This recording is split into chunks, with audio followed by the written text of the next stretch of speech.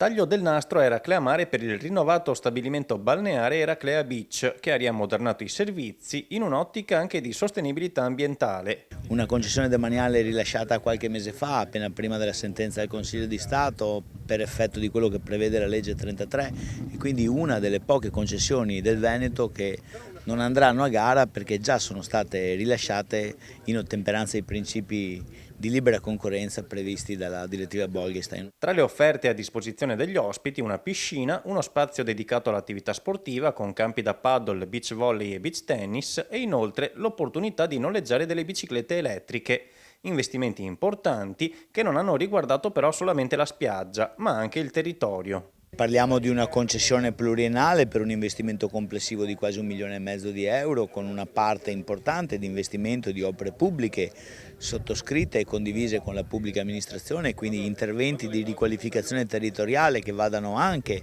nell'ottica di innalzare il livello qualitativo non solo dei servizi turistici ma anche del territorio, e quindi sicuramente una sfida ambiziosa, coraggiosa,